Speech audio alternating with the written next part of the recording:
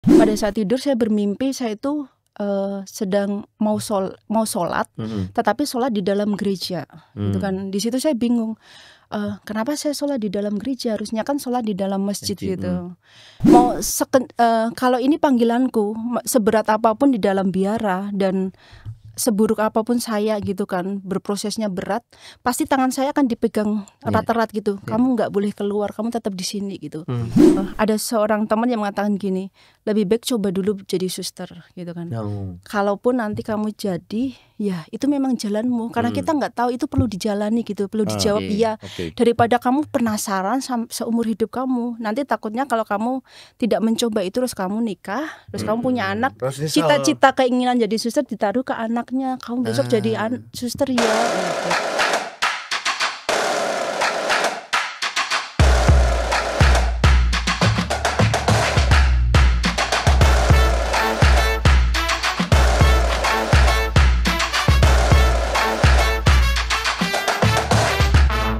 Gua tunjukin.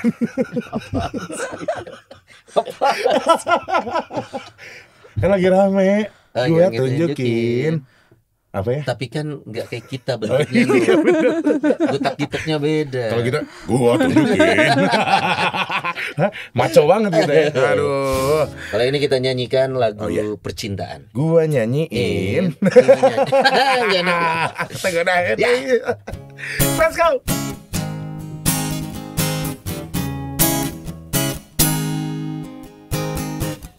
Ku rasakan salah langkahku, ku rasakan salah inginku.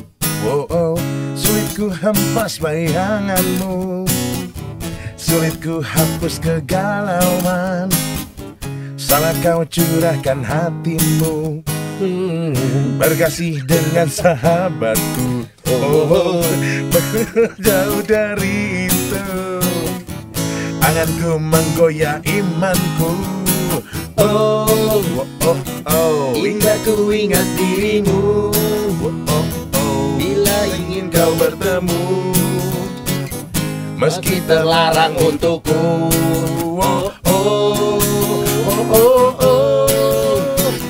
Jauh di sudut hatiku tersimpan pesan untukmu. Tinggalkan saja pacarmu. Tinggalkan pacarmu.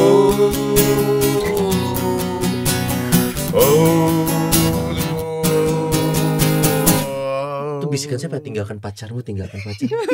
Ada yang bisikin. Tinggalkan. Masuk suster.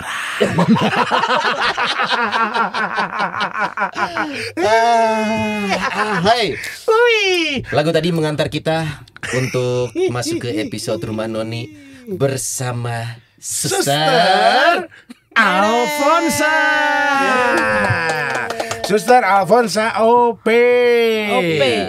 Suster kira-kira tahu nggak kenapa kita nyanyiin lagu itu? Nggak tahu. Nggak tahu ya. No. Sama. Lagunya juga nggak tahu saya itu. Lagunya nggak tahu. Itu judulnya adalah Indah Ku Ingat Dirimu by Yovie and Nuno. Ini versi pertama muncul ya kalau nggak salah ya. Betul. Pertama kali Yovie and Nuno muncul. Betul. Dan kita merusaknya barusan. Hancur banget versinya. Hancur. Lagu ini menceritakan tentang keputusan untuk suatu pemikiran untuk mengambil keputusan. Ya. Keputusan dalam hidup. Betul, dan yang satunya sebenarnya tadinya lebih ke lebih ke bercinta dengan sahabat gitu. Nah, betul. Jadi tinggalkan saja pacarmu gitu. Itu sampai akhirnya dia memantapkan putusannya untuk masuk ke susteran.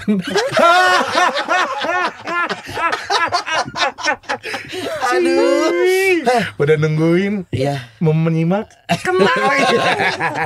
Apa kabar Suster Alfonsa? Puji Tuhan baik, sehat. Kita sapanya apa sih Suster Alfonsa? Memang atau ada nama ini sih? Nama kecil gitu. Biasa dipanggil suster aja. Oh, suster aja. Suster gitu. Alfonsa. Biasa gini, kalau kita dengar kata nama Alfon atau Alfonso, itu biasanya kayak pemain telenovela, pemain bola gitu. Ini nama asli? Bukan, nama yang diberikan ketika masuk biara. Kalau nama aslinya dari orang tua sih nama kecilnya Purwanti. Purwanti. Oh iya. Asli mana sih suster? Solo, kalau boleh tahu? dari Solo. Oh Solo, enak tuh sosis Solo. Gue selalu bingung kenapa ada namanya sosis Solo, padahal nggak dari Solo loh. Udah di mana-mana ada ya. Gue dari Medan. Dari Medan, tapi bukan dari Ambon. Ambon. Sosis Solo nggak dari Solo. Iya makanya, cuman sebelah siomay Bandung aja yang ada di mana-mana sama Batagor Bandung ya. Itu memang bener dari Bandung. Dari Bandung. Oh berarti kelahiran Solo. Kelahiran Solo. Kita bicara masa kecil dulu. Suster berarti lahir di Solo. Lahir Di rumah besar di sakit, Solo. Putri Solo. Tumbuh dan besar di Solo. Iya, Dari kecil sampai sampai dewasa. Sampai Kurang dewasa lebih- tuh umur berapa? SMA. Bukan, sampai sebelum masuk biara umur 22. Itu di Solo tuh. Iya, di Solo. Oke. Full Dan di itu situ. tuh seperti remaja putri pada umumnya, bersekolah, kemudian berteman. Iya, Itu ya jalur pendidikan formal biasa waktu itu, suster. biasa. SD, SMP, sekolah Katolik mungkin atau SD SMP-nya di sekolah negeri. Sekolah negeri. SMA di sekolah Katolik. Oh, sekolah apa tuh? Boleh dong di-spill. Di-spill, disapa-sapa juga Sekolah nih. Katoliknya. Iya. Oh, di SMK Kimia Industri Santo Paulus Surakarta. Kimia Industri. Kimia Industri? Oh, ada ya. Ada. Saya baru tahu. Sekolah Katolik. Sekolah Katolik. Miliknya itu bukan punyanya suster atau bruder ya, tapi milik awam. Oh, milik Awam awam. Katolik. Dan waktu itu memang sekolahan paling bagus di situ. Karena jurusannya itu sangat jarang kan kimia industri. Iya, betul. Nah, mohon maaf nih, saya kan mafiki saya jelek banget. Saya tuh mafiki saya hancur. Terus terang. Dia yang pinter itu mafia. Pak Vicky jelek, mafianya jago. Eksakta saya tuh rusak banget. Sus. Boleh nggak sih kalau anak sosial masuk ke sana? Atau khusus IPA dulu, Iya, Sus. emang kimia industri itu kimia, mata pelajaran kimia. Iya, mata pelajaran yang dipelajari lebih ke fisika dan kimia. Iya, jadi kayak udah penjurusan di SMA itu Iya, ya. betul. Udah penjurusan. Ya, Dan dan itu tuh tabel ini, tabel apa? CO2. Iya, apa tabel kimia? Tabel kimia ya. Betul, Wah, gua H2O gitu-gitu Iya. kan. Oh, Udah gitu. cuma inget itu. Iya, H2O, CO2, WUATB, GGMU, GGMU ya benar. Sama ini GBU, GBU, God bless you. HBD, HWD gitu. Oh, jadi tapi suster sendiri memang punya interest ke hal-hal yang eksakta waktu itu. Kenapa masuk ke sana? Itu sih permintaannya bapak ya. Oh. Jadi Emang dulu Bapak ingin putrinya jadi apa sih, suster? karena sekolahan itu kan terkenal setelah lulus itu bekerja di perusahaan-perusahaan besar ya, berkaitan dengan kimia gitu kan. Oke. Dan kebanyakan katanya gajinya lumayan gitu kalau lulus dari Oh, situ. kalau masuk ke pabrik-pabrik ini. Jadi- Walaupun nggak kuliah, lulusan SMA itu udah bisa kerja. Karena pasti bagiannya di tempat-tempat yang bagian quality control gitu. Oh, Jadi oke. atau nggak di laboratorium. Jadi karena itulah jadi disekolahkan di situ. Harapannya setelah lulus ada apa sih, bisa lanjut langsung Bisa ke dunia kerja yang mm-mm. seperti tadi. Betul. Berarti tiap hari ngobrol sama tabung reaksi ya. Ini ya. Tapi saya pernah loh ketika Kenapa sih? ujian kan namanya ujian nggak boleh melamun ya, apalagi ada cairan kimia di situ. Iya betul betul. Posisi lagi ujian dinilai gitu kan. Saya lagi pakai tabung reaksi, di dalamnya ada cairan beberapa, sedang melihat cairan pemutih itu besarnya ada berapa persen gitu Oke. kan. Saya tuh melamun, harusnya kan pelan-pelan gini toh. Yang terjadi adalah cairan itu muncrat ke wajah Wah. guru saya. Wajah guru. Langsung putih kayak pakai. Habis itu tabung reaksi ke sana. Jadi posisinya beda. Mental. Tabung mental. Oke. Tabung reaksi ke kiri, cairan ke kanan. kanan. Di situ ada guru saya kena trot Dan gitu guru kan. suster. Saya aduh, ada apa ini kan. Beliau langsung cuci muka, tapi puji Tuhan Nggak aman. apa-apa. Cairannya itu masih kadarnya rendah Ternyata gitu. gurunya tidak terselamatkan, nggak bisa diputihin lagi. Bukan, Udah bukan kesana. mentok. udah ya Pol, udah. Kayaknya kalau kita yang kena ya sama. Sama, udah begitu, mentok udah kita. mentok. Iya. Oh, jadi memang kimia industri ini sekolah Katolik yang berbasis kimia tadi, Kimia. yang punya apa sih, setelahnya biasa lulusannya bisa langsung bekerja Langsung di bisa tempat-tempat bekerja, dan iya. itu ekspektasi ayah bapak. Mungkin Iya. bapaknya Suster. pengen suster tuh kerja di laboratorium gitu, Iya. ambil biar darah. Pakai jas gitu. Pakai jas terus kena sinar gamma, terus jadi hulek gitu. Berlebihan. Tapi ternyata kalau kalau dengerin cerita waktu muda dulu sekolah di tempat yang memang favorit pada zaman itu dan di kota Solo gitu ya. Suster sendiri dulunya punya cita-cita nggak sih pengen jadi apa? Selain dengerin orang tua ya, dalam hati suster pengen jadi apa sih? Cita-citanya sih pengen jadi polisi, itu pengen banget. Swear? Serius? Iya. Ada cerita apa? Punya dendam apa ini sama polisi? Kok jadi pengen punya jadi polisi karena gitu? melihat sosok polisi adalah untuk saya ngelihat sosok pahlawan gitu. Berarti sama kayak Sony dari dulu, dari kecil tuh pengen jadi polwan. Betul, tapi dilarang. Dilarang orang tuanya. Betul, saya nggak jadi masuk suster juga nggak boleh. Nggak boleh. Katanya. Ya saya terima aja ya. Iya. Ya nama juga hidup ya suster ya. Oke, berarti waktu itu punya cita-cita menjadi seorang polisi. Iya. Tapi akhirnya berbenturan dengan keinginan orang tua. Memang tidak diusahakan. Saya pengen coba masuk polisi, cobain dulu gitu. Nggak diusahakan juga sih. Nggak harusnya kan ada usaha latihan dulu ya, olahraga kayak gitu. Tapi ya mimpinya saya itu setelah sekolah SMK itu mimpinya bukan lagi polisi tapi udah lulus sekolah kerja gitu. Sesimpel itu aja. Padahal udah potong bob waktu itu. Biar kayak polwan. Iya, sepatu udah boot ya. Sepatu udah kemana-mana udah pakai pantopel, suster. Bolpen udah ada di kantong. Siap nilang.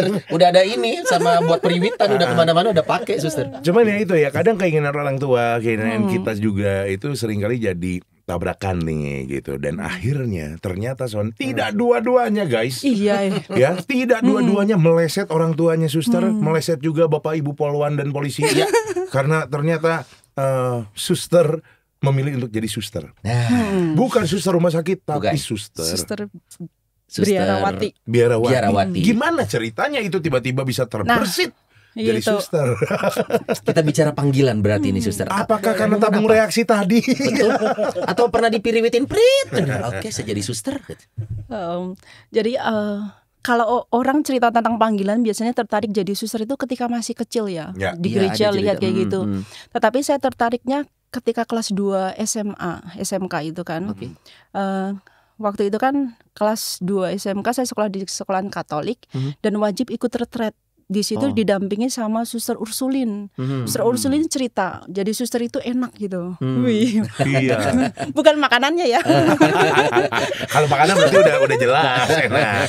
Jadi cerita dia punya banyak kesempatan untuk nolong orang-orang yang membutuhkan gitu kan. Jadi jam berapapun orang lain butuh bantuan dia bisa segera gitu kan. Terus dia juga cerita kalau pergi ke rumah sakit itu ngunjungin orang sakit jam berapapun nggak masalah, nggak akan di stop sama satpam gitu. Beda sama kita coy. Iya juga sih. Ada jam kunjungnya kan. Berarti kalau kita mau nengok orang di rumah sakit nyamar ajak kita. Betul, jadi suster. Kalau enggak, lu kalau mau sakit kabarin. Jadi gue jenguknya Oh iya benar. Ada ya sakit direncanain. Nah disitulah ada keinginan buat aku pengen seperti suster itu, bisa nolong banyak orang gitu. Jadi suster. Tapi saya nggak tahu kalau suster itu ternyata seorang Katolik dan tidak menikah. Itu sama sekali nggak tahu. Taunya setelah perjalanan waktu gitu. Tapi suster Katolik sejak lahir? Bukan. Enggak. Saya bingung ya. Saya juga bingung. Apalagi maksudnya gini, kalau kita seorang Katolik dilahirkan, mungkin info itu sudah kita dapat, baik itu dari sekolah minggu, saat gereja segala macam. Tapi yang pasti suster mendapatkan infonya itu saat SMK itu tadi, baru menyadari suster ini seorang Katolik dan selibat. Iya betul. Jadi bapak ibu saya itu Katolik, mereka menikah di gereja Katolik. Tetapi saya tidak segera dibaptis. Jadi ketika masih kecil ya diajak ke gereja, ikut sekolah minggu, itu masih ingat di memori saya ikut sekolah minggu. Terus kalau di gereja denger lonceng itu langsung Bu beli es krim. Kayaknya ada yang salah deh. Lonceng di gereja itu artinya ibu itu kalau lonceng di gereja itu berarti baru kemuliaan. Minta es krim. Kalau enggak mungkin ya oke lah doa syukur agung, tapi kan belum beres, belum bubar. Tapi waktu itu karena masih anak-anak mikirnya kayak gitu itu masih inget. Tetapi ketika SD udah masuk sekolah di sekolah negeri, di situ tidak ada guru agama Katolik, adanya guru agama Islam. Karena sekolah negeri biasanya seperti itu ya. Mau nggak mau kan ngikutin aturan yang di situ. Ibu saya juga nggak mau mindahin saya ke sekolahan Katolik atau nyari guru agama Katolik untuk pendidikan khusus gitu kan. Jadi tetap sekolah di situ. harus belajar ngaji kan, ada pelajaran ngaji. Terus harus bisa sholat kan. Ada kalau nggak salah saya kelas 5 atau kelas 6 itu ada ujian praktek sholat. Oh gitu. Terus kalau pas bulan Ramadan kan dibagi apa itu ya? Buku Tajil. Bukan tajilnya, itu kita. Kita tajil mulu. Buku ini kan. Udah sholat subuh dicetak gitu. Iya. Kan namanya anak kecil mau nggak mau kan kalau dikasih gitu, Bu ini gimana Ikut Bu? aja nih. Ibu saya bingung nggak bisa jawab kan. Terus ya udah. Karena banyak teman-teman yang Islam semua, ya udah ikut aja jawabannya bla bla bla. Setiap hari ikut ke masjid atau enggak sholat di rumah, harus belajar baca Al-Quran. Tetapi hari Minggu ke gereja. Gitu. Double Dan agent. Double degree. terus orang tua saya membiarkan, ya udah gitu, membiarkan gitu, membiarkan. Maaf, tetangga gimana tetangga atau teman-teman yang lain, karena tahu kalau minggunya ke gereja loh, suster loh. Nggak ada yang ngolok-ngolok gitu. Kok hari Minggu gereja gitu enggak? Artinya tidak menjadi sesuatu yang mengganggu kehidupan bermasyarakatnya saat itu. Iya, aman-aman aja gitu. Cuma setelah pas mau masuk SMP, saya daftar di sekolah negeri lagi. Nah itu tidak didampingi sama bapak ibu saya sendiri. Disitulah saya bingung, agama saya apa ini? Iya sih. Hari Minggu ke gereja, tapi saya juga setiap hari sholat, ikut puasa, pas Ramadan. Terlahir di keluarga Katolik, orang tua Katolik, tapi kesehariannya ritual ibadahnya secara Islam. Jadi bingung. Apa ini agama saya? Terus saya lihat teman-teman saya, oh ternyata teman-teman saya ngelingkarin agama Islam. Ikutlah lingkarin. Terus pulang bilanglah ke ibu, karena yang di rumah lebih sering ibu ya, bapak lebih sering keluar kota kan. Terus saya bilang ke ibu, terus Bu, saya tadi pas lingkarin agama saya bingung, agama saya apa gitu. Terus akhirnya saya lingkarin agama Islam. Jadi mulai sekarang saya nggak mau ke gereja, saya mau sembahyang di masjid, mau fokus untuk belajar tentang Islam. Gitu. Ya udah, ketemu sama guru ngaji. Ibu mengizinkan saja gitu saat itu? Nggak berkata apa-apa sama. Saat itu, oke. Iya nak, ibu juga bingung. Kayak gitu. Oke, setelah itu akhirnya Setelah itu ya udah mulai fokus dengan agama Islam, udah nggak pernah ke gereja, dan saya meyakini waktu itu agama Islam gitu. Jadi berjalannya waktu kurang lebih sampai 7 tahun. Jadi dari SMP, saya paling rajin itu di SMP-nya. Kelas 1 sampai kelas 3 itu paling rajin namanya sholat, puasa, Senin Kamis. Kalau libur itu jam 9 pagi ikut sholat. Sholat sendiri gitu kan. Sholat, terus SMA ternyata sama bapak dimasukin ke sekolahan Katolik. Kimia industri tadi. Tapi saya yakin tujuannya bukan karena saya. Bukan, tapi karena yaitu lihat jurusannya sama prospek kedepannya gitu kan. Terus jadi situ bingung kan, guru agamanya Katolik kan. Tetapi yang paling toleran di sekolahan itu adalah meskipun guru agamanya Katolik, setiap mata pelajaran itu tidak hanya ngomongin soal Katolik, misalnya tentang perkawinan ya, kita ngomongin perkawinan versi Islam seperti apa, versi Hindu apa, Buddha apa. Kebetulan di kelas saya ada yang agama Hindu dan Buddha, jadi kita bisa belajar dari masing-masing agama gitu. Nah dari situ, SMK, berjalannya waktu. Panggilan seperti apa nih? Cerita panggilan untuk kepada bukan Saudari Purwanti. Ada kereta di Peron 7 harap. Panggilan seperti apa sih? Segera melangsungkan pernikahan katanya. MC. Bagi Anda yang mengetahui halangannya, harap menghubungi Pastor Purwanti. Keberatan. Nah, suster, ada kejadian apa yang semua orang punya pengalaman spiritual masing-masing mungkin. Untuk suster sendiri yang akhirnya SMK, pengalaman spiritual yang saya alami yang sampai sekarang masih sangat berkesan itu sebuah mimpi ya, mimpi tidur itu kan. Jadi pada saat tidur saya bermimpi saya itu sedang mau sholat, tetapi sholat di dalam gereja, gitu kan. Di situ saya bingung, kenapa saya sholat di dalam gereja, harusnya kan sholat di dalam masjid gitu. Saya udah pakai mukena, gelar sajanah, tiba-tiba ada sosok laki-laki muncul, dan dia bertanya ke saya, kamu yakin nggak sama agamamu gitu? Saya jawab yakin gitu. Terus setelah itu saya sholat, terbangun. Ya udah. Tapi mimpi itu menggelitik saya, kok bisa sih sosok mirip Yesus itu datang menemui saya dalam mimpi gitu. Terus Tapi maksudnya tahu apa? itu mirip Yesus pada saat itu. Langsung sosok itu karena kan mau nggak mau saya tahu gambar-gambar Yesus seperti apa, karena kan Yesus, dari kecil kan saya terus di sekolahan Katolik, terus retret di rumah retretnya suster, otomatis gambar-gambar Yesus itu saya kenal kan. Jadi ya itu saya mau tanya ke Bapak Ibu saya takut itu. Takutnya itu saya waktu itu mikir, ya udah kamu balik ke Katolik. Takut jawabannya kayak gitu.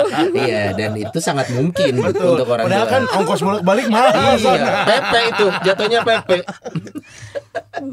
Saya nggak berani tanya ke Bapak Ibu.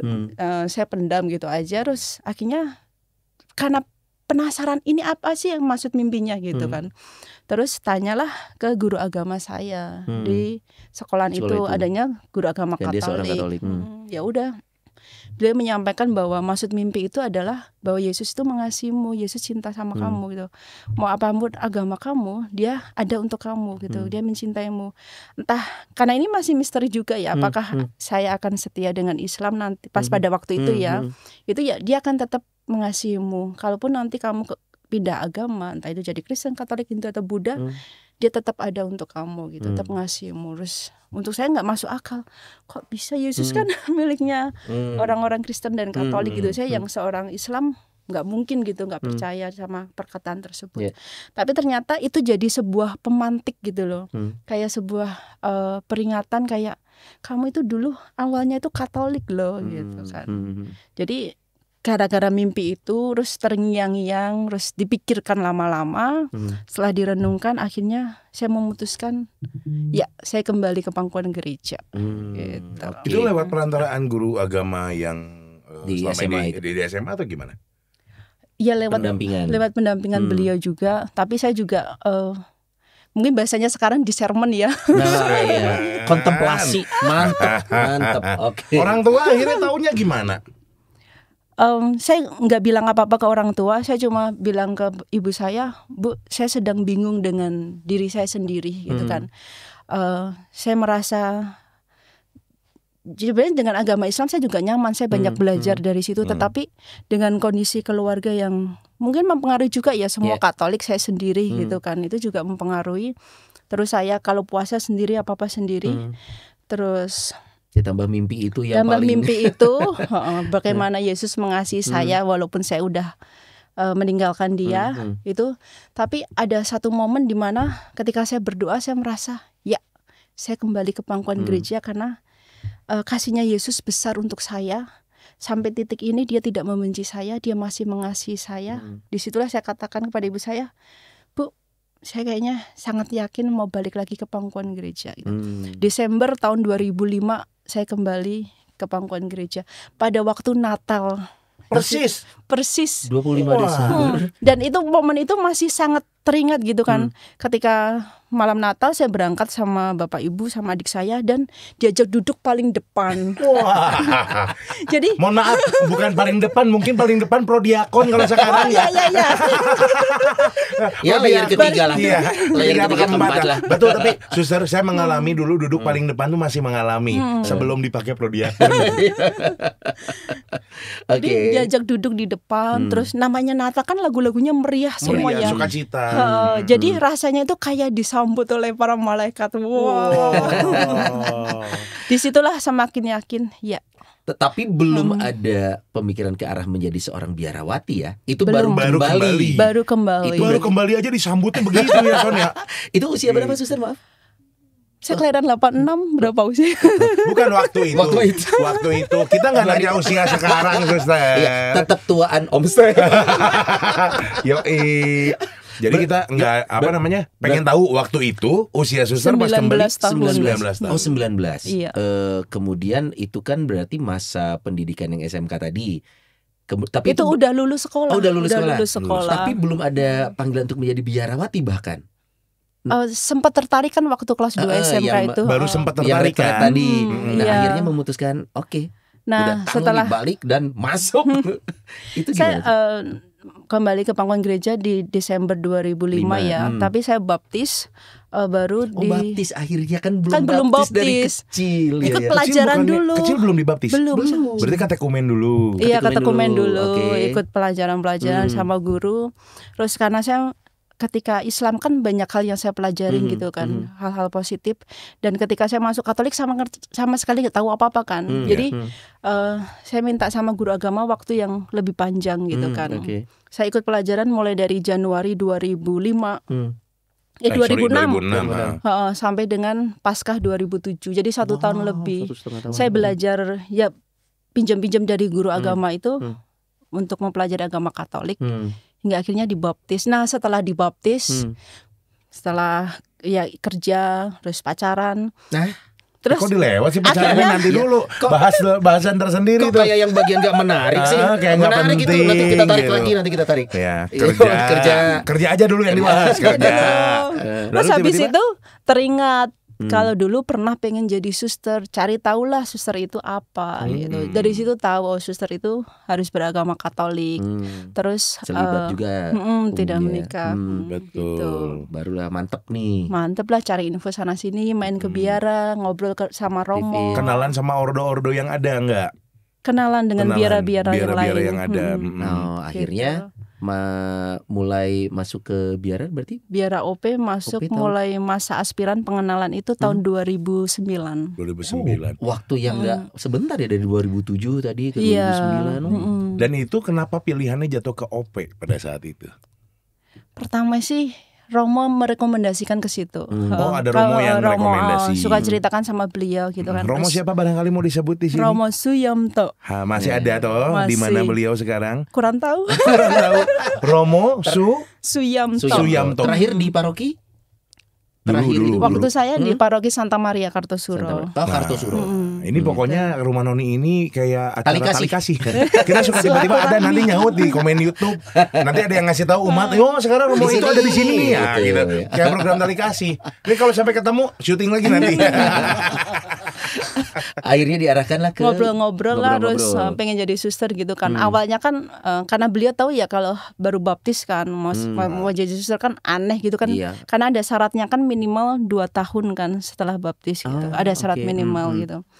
Terus sama Romo, udah nikmatin kerja dulu, kalau punya pacar pacaran dulu, udah gitu nikmatin itu. Tapi ternyata lama-lama rasa pengen jadi suster itu semakin besar gitu.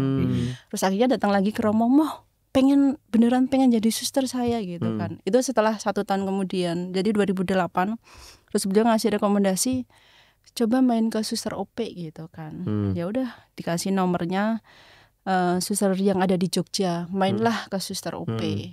Yang harusnya jaraknya itu 1,5 jam dari Solo, saya lalui 3 jam, nyasar. Nggak tahu arah Jogja. Belum musim Google Maps sama Waze Pak zaman itu ya. Itu sama kayak saya di Amerika 3 tahun dulu, Not. Nyasar. Nyasar doang 3 tahun. Gitu. Waktu itu akhirnya ketemu sama suster OP dan akhirnya tertarik untuk masuk. Langsung diterima begitu saja atau tetap disuruh pacaran? Disuruh karena kan saya cerita kalau saya baru baptis baru 1 tahun. Oh ya udah kalau gitu di luar dulu gitu kan. Nikmatin kegiatan gereja. Kalau kerja ya udah kerja dulu. Nanti tapi sering-sering main ke biara OP gitu. Ngineplah di sini sesekali supaya kenal dan semakin tahu memantapkan bener enggak gitu. Yakin enggak di OP atau mau ke tempat lain gitu. Tapi setelah sering main ke OP makin jatuh cinta sama OP bahwa ya ini tempat saya gitu. Terus setelah itu ya udah lamar, diterima. Lamar apa ini? Lamar ke OP maksudnya kan? Lamar ke OP. Oh iya. Takutnya kan kemudian dilamar yang ono. Bukan. Itu kan tadi indah ku ingat diri. Indah ku ingat dirimu. Tinggalkan saja pacarmu. Betul. Pacaran nih. Tadi kan udah dibahas ya. Suster bahas kayak nggak menarik, pacaran kerja gitu ya. Terus gitu kan pas lagi bagian Romo diulang lagi. Suruh pacaran dulu. Dibahas. Dulu ngomong ke pacar gimana, suster? Saya mau jadi suster. Ntar dulu. Pacaran berapa lama dulu? Cuma bentar. Cuma bentar. Ketemu di tempat kerja apa gimana? Di gereja. Di OMK. Wah, di gereja. Anak OMK? Bukan. Bukan.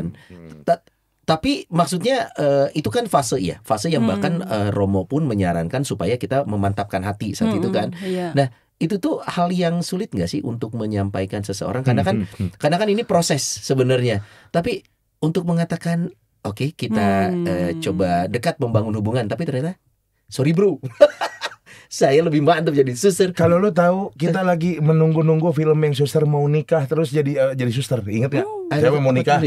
Ya ada mau tayang di bioskop. Saya mau nikah. Adegan di bandara. Tiba-tiba jadi suster. Bukan. Nah, ini mungkin terinspirasi dari sini. Itu gimana suster untuk seorang perempuan yang usianya juga usia untuk membangun hubungan juga sangat umum, tapi harus mengambil keputusan menjadi suster, berat nggak sih saat itu? Berat. Aduh. Termasuk untuk jadi ingat zaman dulu. Indah ku ingat dirimu. Ada. Tiap suster yang kesini kita bahas mantan.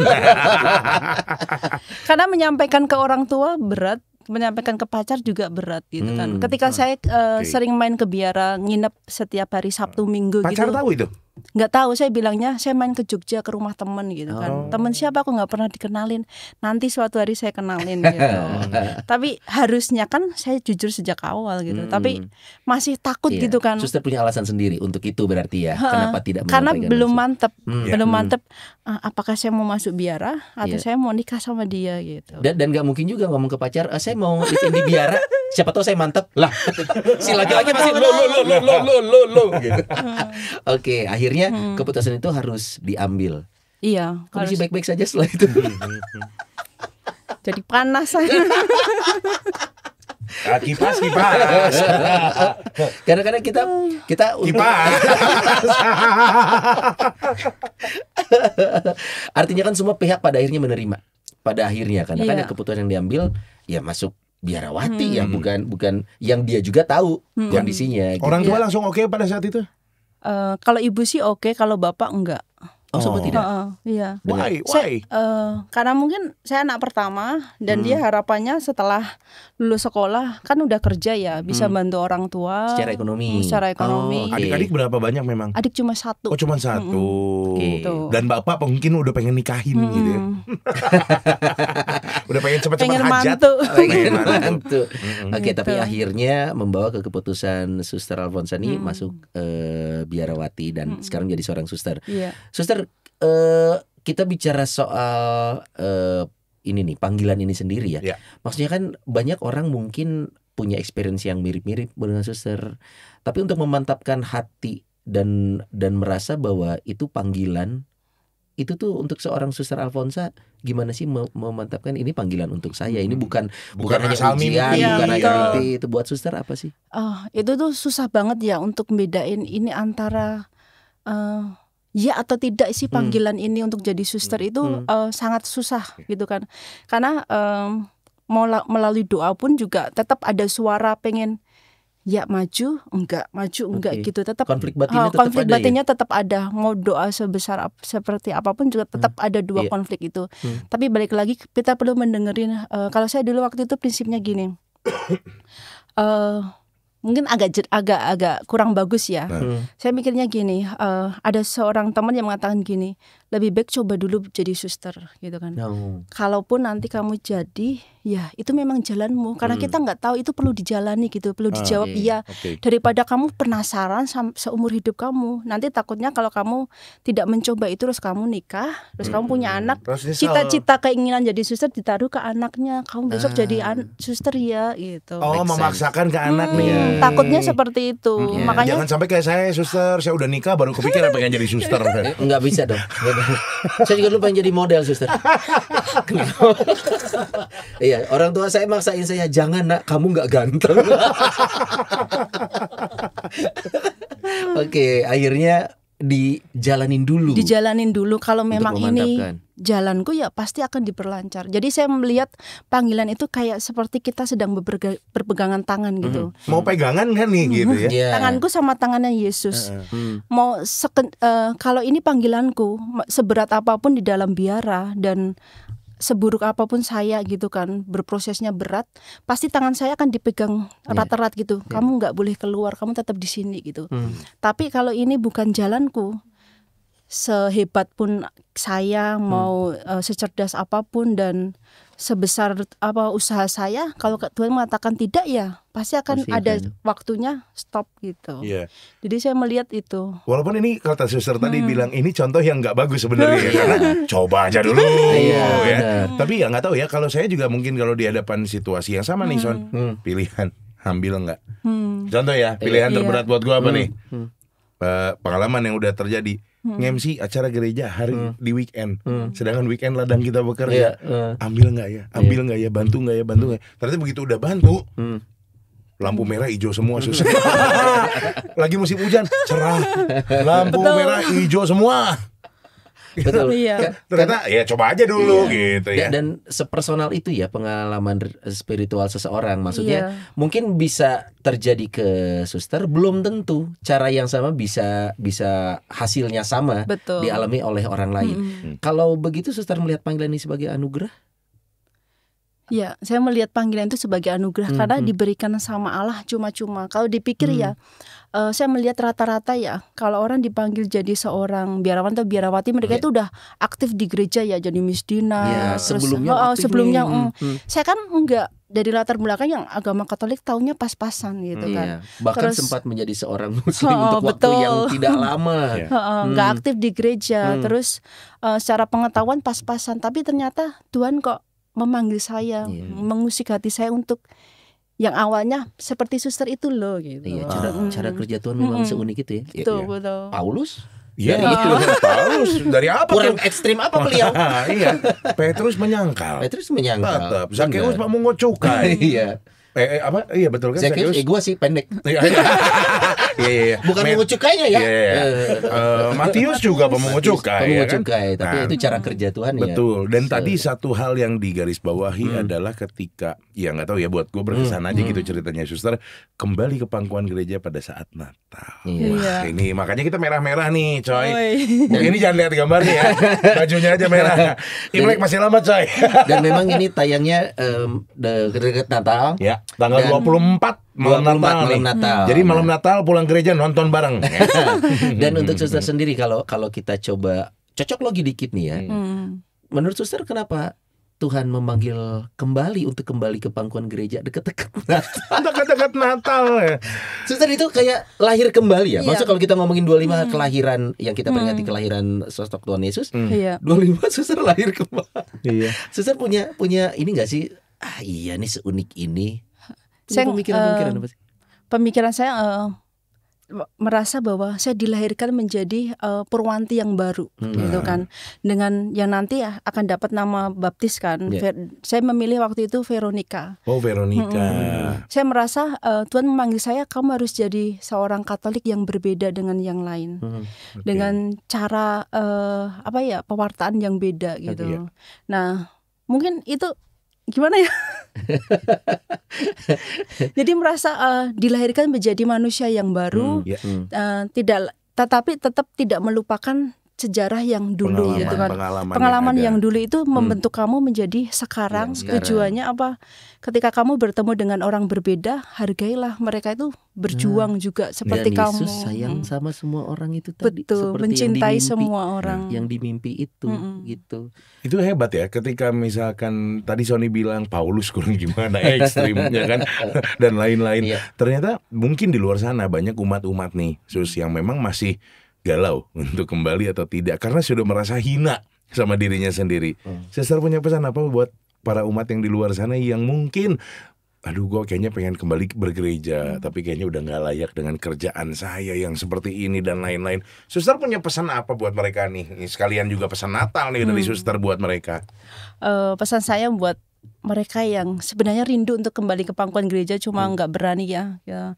Jangan pernah takut gitu, karena pintu gereja terbuka dan tangan Allah itu selalu terbuka gitu kan, menyambut siapapun, dan dia tidak pernah memandang perbuatan apa kita yang dulu gitu kan. Dia selalu melihatnya ke depan karena kerahimannya itu kan begitu besar. Apapun dosamu diampuni. Tapi perlu diingat bahwa gereja Katolik punya sarana untuk pengampunan dosa, yaitu sakramen tobat.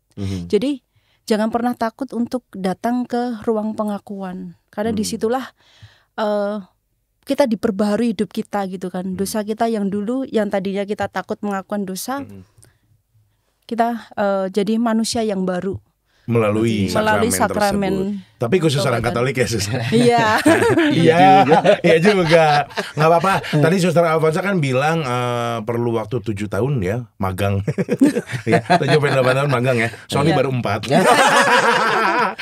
Ngomong-ngomong Natal tahun ini adalah tahun keempatnya Rumah Noni. Kita sudah bersempatan, kita balita. Betul. Ya, dan biasanya kalau udah udah 4 tahun Natal udah bisa minta kado, ya kan? Kalau dulu masih kecil dikadoin, sekarang udah bisa minta kado. Ngelunjak mulai. Sony baru 4 tahun ya. Suster Alfonsa tadi 7 tahun magang di luar. Masih ada 3 tahun waktu lulusan. Kalau disamain kayak Suster. Suster, kalau gitu tiap momen Natal, terutama kita di masa Advent ya, berarti sekarang ya. Apa sih Suster yang selalu teringat momen, karena di 2005 itu kan di 25 Desember ya. Masa-masa Natal itu menjadi lebih spesial kah untuk Suster berarti? Secara personal. Secara personal saya selalu mengingat bagaimana saya ketika pertama kali datang gereja disambut dengan nyanyian-nyanyian itu masih teringat sampai sekarang. Dan itu setiap kali Natal di gereja saya selalu mengingat momen itu. Dan saya rasanya ya saya dipanggil kembali untuk bertobat dan terus gitu. Dengan nyanyian di masa Natal. Nyanyian yang paling berkesan buat Suster Alfonsa di gereja hari Natal, lagu apa? Di penutupnya itu yang We Wish You Merry Christmas. Oh ya, kalau itu mah di mana-mana, Sus di mall juga ada, Sus. Apalagi sambil diskonan. Happy banget. Tapi bukan lagu-lagu itu yang saya ingat, lagu Bapa Kami. Bapa Kami yang mana? Versinya kan banyak sekali.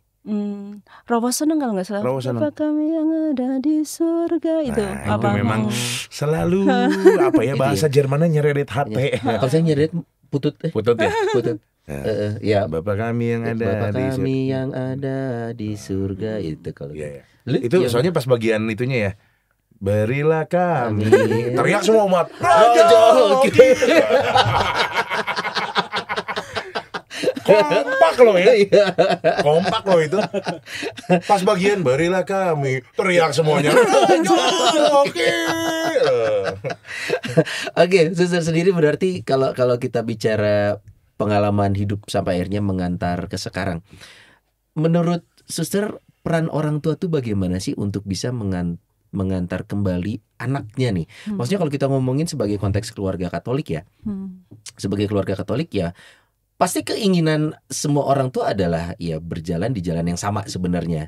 Tapi saya penasaran dengan saat itu orang tua itu bisa selegowo itu mempersilahkan putrinya, putri sulungne, sing siji-siji nih, yang kedua adik perempuan. Oh perempuan. Putri sulungne, putri Solo iki untuk berjalan berbeda gitu saat itu. Sosok orang tua yang seperti apa sih, Suster, boleh digambarkan sedikit? Saya melihat ibu saya itu sosok pendoa. Saya pernah bertanya ke beliau, kenapa sih tidak pernah melarang saya ketika saya waktu itu memilih agama Islam? Kenapa nggak ngomong, nggak diganti Katolik, kamu Katolik, kalau gitu ayo sekolah di sekolahan Katolik. Terus dia cuma bilang, saya nggak bisa ngomong apa-apa waktu itu karena posisi kita juga berat gitu kan. Terus saya cuma terus berdoa setiap hari. Saya yakin suatu hari anak saya kembali, tapi saya nggak tahu caranya gimana, harus seperti apa gitu kan. Berarti hanya berserah beliau itu.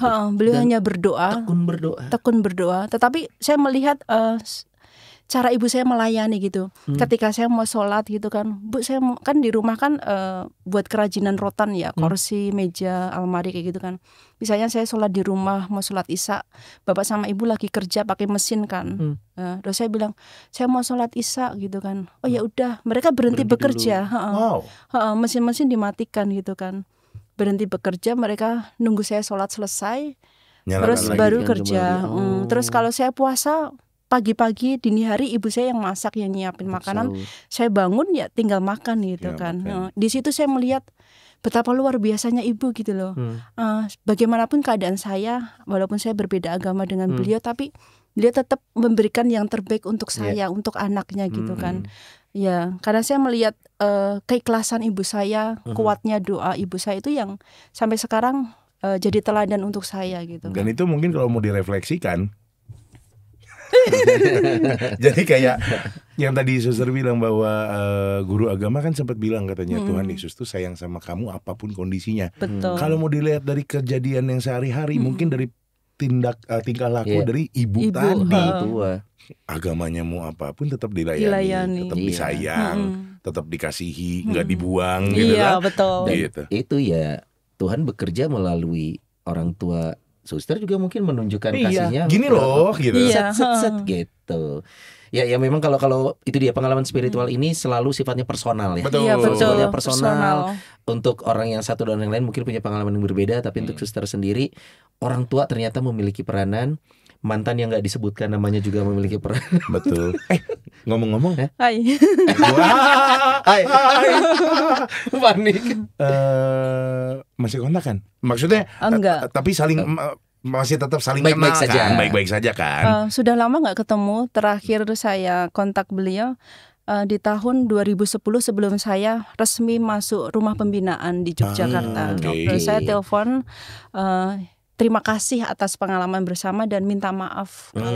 Oke. Karena itu kewajiban juga dari biara atau gimana? Enggak diwajibkan, tapi saya merasa ada ganjel gitu. Ada yang harus diselesaikan. Ada yang gitu harus ya. disampaikan Iya, gitu. jangan sampai jadi unfinished business. Iya, unfinished business. Unfinished business. Will kill you another day. Bahaya.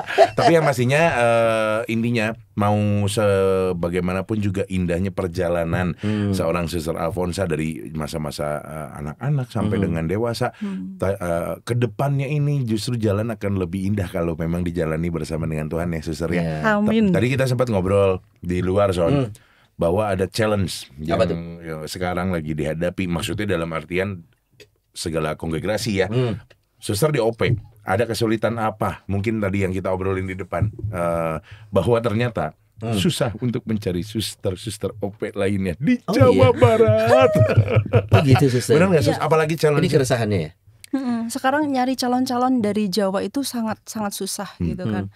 Ada sih beberapa yang datang tertarik gitu kan, say hello, kontak main gitu kan. Tapi ya udah selesai gitu. Ketika ditanya mau nggak serius masuk biara gitu, mereka belum berani gitu, nggak berani gitu. Mungkin karena tawaran di Jawa lebih menggiurkan ya, daripada hidup membiara nggak menarik gitu. Ngapain di dalam, terus waktunya ditentukan ini itu. Tetapi calon melimpah itu justru di luar Jawa masih banyak sekali gitu. Oke. Dan kira-kira apa yang harus maksudnya Suster pengen ngomong apa nih sama mereka yang masih ragu-ragu di Pulau Jawa khususnya Jawa Barat, Bandung nih. Berdasarkan pengalaman Suster sendiri apa yang boleh di-share? Mumpung mau Natal juga siapa tahu ada yang maaf tiba-tiba kebetrik juga pas Natal tahun ini kan. Dan ini nggak cuma untuk perempuan Suster ya. Laki-laki yang mau jadi pastor boleh banget. Silakan Suster. Buat orang muda, jangan takut untuk mengatakan ya ketika di hatimu ada suatu keinginan untuk jadi suster atau romo gitu kan. Karena mau percaya nggak percaya itu adalah salah satu cara Tuhan memanggil kamu gitu kan. Dan jangan pernah melihat bahwa di biara itu nggak enak, terus di biara itu membosankan. Enggak. Justru di biara punya banyak kesempatan untuk mengembangkan diri kita dan juga terlebih menyelamatkan banyak orang. Termasuk Tuhan Yesus yang menyelamatkan kita nih yang datang di Natal, di mana Natal selalu berkesan untuk seorang Suster Alfonsa, terutama di tahun 2005. Tapi Suster sekarang zamannya sudah berubah nih, berubah dalam konteks Natal yang kita kenal. Menurut Suster, apakah ada yang harus diingatkan kembali? Kita sudah terlalu banyak dikasih makan komoditi komersial. Natal itu jatuhnya adalah holiday season, diskon. Ternyata intinya kok banyak yang nggak kebahas. Suster punya komentar apa nih untuk Natal yang menurut Suster berubah nggak sih? Apa yang harus kita ingatkan kembali? Sebenarnya gereja itu mengingatkan gitu kan, supaya Natal itu tidak berhenti pada euforia aja gitu kan. Kalau kita lihat dia gereja Katolik ya, kalau dulu hiasan mungkin 5 tahun yang lalu itu hiasan di dalam gereja kalau pas malam Natal itu pohon Natal atau enggak kandang Natal itu dibuat meriah ya. Betul, dengan lampu-lampu gitu kan. Jadi ketika kita ikut Ekaristi itu tidak fokus pada altar gitu kan. Tetapi fokusnya lihat, wih keren gitu kan. Nanti pulang mau foto di sana. Pulang gua ambil nih patung kambingnya. Nggak bisa. Tetapi sekarang kan sudah nggak seperti itu gereja Katolik. Yang hiasan-hiasannya megah-megah itu ditaruh di luar gereja. Di dalam tetap ada kandang Natal yang kecil sederhana. Jadi umat mau diajak untuk mengenang kembali bagaimana Yesus yang adalah Allah, dia mau datang sebagai manusia. Jadi kita mau belajar kesederhanaan dari Yesus sendiri gitu kan. Bagaimana momen Natal itu harusnya menjadi sebuah momen untuk belajar sederhana seperti Yesus. Yesus yang dia itu menyapa bukan hanya kelas atas gitu, tetapi dia menyapa dari kelas bawah sampai tinggi. Kelas bawah pada masa itu yaitu para gembala hingga suara untuk 3 Majus dari timur itu. Jadi bangsawan itu ibaratnya. Betul. Jadi kita diajak untuk menyapa semua orang, melihat momen Natal itu sebagai masa untuk membaharui diri supaya sederhana seperti Yesus dan kasih kita itu melimpah untuk semuanya. Memang kalau ngomongin kasih ya kayak omong kosong gitu, susah gitu. Realitanya susah. Tetapi itu bukan berarti nggak bisa direalisasikan. Itu bisa gitu kan. Pelan-pelan bisa. Bagaimana harus ada pertobatan hati dan pertobatan akal budi. Seperti yang Suster alami sendiri saat itu. Tuhan Yesus langsung menyapa. Wow, Tuhan menyapa. Itu kan kalau misalkan nggak dialamin pribadi ya Suster nggak bisa cerita kayak gini sama kita kan. Makanya jadi kalau umat sekalian, Bapak Ibu, teman-teman muda semuanya, kalau memang ada yang memang punya suara hati kecil di dalam sini, silakan ngobrol banyak dulu sama Suster Alfonsa, boleh nih. Sehari-hari kegiatan di mana Suster sekarang? Di mana? Di BSA. Di sini. Makanya gampang kita syuting ngobrol. Tinggal kesini aja, boleh sharing-sharing, ngobrol-ngobrol. Bantu-bantu kerjaan Suster dulu boleh. Boleh. Dan karena ini menjelang Natal, ya mau diingetin, Natal itu biasa paroki ada 3 misa, biasa penuh semua tuh. Dengan ada ekstra tenda biasanya. Betul, dan juga sekarang layar tancap. Baik itu LED maupun juga LCD. Cuman yang pastinya dimanapun merayakan Natal, intinya jangan terbuai dengan kemewahannya ya, komersialismenya. Tapi yang tadi kata Suster Alfonsa bahwa masih banyak hal-hal yang harus kita tiru dari sosok Yesus sendiri yang mau hadir kembali. Kesederhanaannya itu tadi ya. Kalau begitu terima kasih Suster Alfonsa. Kepo dulu. Kenapa sih pakai nama Suster Alfonsa? Satu lagi. Tadi pengennya Veronica. Veronica itu nama baptis. Oh iya, baptis. Alfonsa ini? Dulu sih awalnya bukan milih Alfonsa ya. Kita tuh diberikan kebebasan untuk memilih nama biara. Waktu itu saya memilih nama Paulus, dari Santo Paulus, Paulina atau Paulin gitu kan. Tapi sama Suster pemimpin kongregasi, jangan pakai nama itu berat gitu kan. Karena perjuangan hidup dia aja luar biasa, dan kamu takutnya nggak bisa dengan nama itu, karena nama kan mempengaruhi ya. Terus akhirnya saya cari-cari, tertarik sama Santo Alfonsus Maria de Liguori karena pengalaman hampir sama dengan saya, bagaimana ketika masuk biara tidak disetujui oleh bapaknya. Saya pun juga tidak disetujui sama bapaknya. Tapi keteladanan yang saya sukai dari dia itu kedekatannya dengan Maria. Itu yang jadi inspirasi sama saya sampai sekarang. Jadi karena Alfonsus, jadi Alfonsa karena perempuan. Memang nama berat. Suster belum tahu nama saya ya. Mau tahu nama lengkapnya? Chris Sony Bastian. Chrisnya pakai T. CHRIST. So it's which is Christ. Berat. Nah, Sony kalau orang lain ngasih surprise, kalau dia bukan surprise. Ser lagi dapat gelar. Surprise. Aduh, Suster terima kasih lo boleh sharing sama kita. Semoga menginspirasi. Karena dekat nanti lokasinya, kita datang lagi ke sini Suster ya. Pastinya. Oke, Nadi, ini kita edisi tayang malam Natal. Iya dong, kita nyanyi dulu. Ngucapin dulu berarti ya. Ngucapin, sampai kita harus nyanyi juga karena kita persis ini tayang malam Natal ya. Jadi buat Bapak Ibu umat dan juga teman-teman muda, Rumah Noni semua, krunya mengucapkan selamat Natal untuk semua yang merayakan, dan yang pastinya mudah-mudahan damai Natal selalu beserta kita, penyertaan Tuhan juga terus hadir bersama dengan kita. Kalau gitu masuk sini dong semua, in frame dong. In frame dong, kali-kali dong. Ayo, kita in frame Kali-kali. dong. Kita mau nyanyi Merry Christmas. Nyanyi lagu Merry Christmas yang mana? We wish you. Oh iya. Oh iya. Emang ada lagi? Bingung nih. Itu kan We Wish You, bukan Merry Christmas, Pak. We wish. We wish. Ayo sini atau upstep. Masuk semua. We wish you a Merry Christmas. We wish you a Merry Christmas. We wish you a Merry Christmas and a Happy New Year. We wish you a Merry Christmas. We wish you a Merry Christmas. We wish you a Merry Christmas and a Happy New Year. Hip hip, hooray! Selamat Natal Tahun Baru. Selamat Tahun baru. We wish you a Merry Christmas. We wish you a Merry Christmas. We wish you a Merry Christmas and a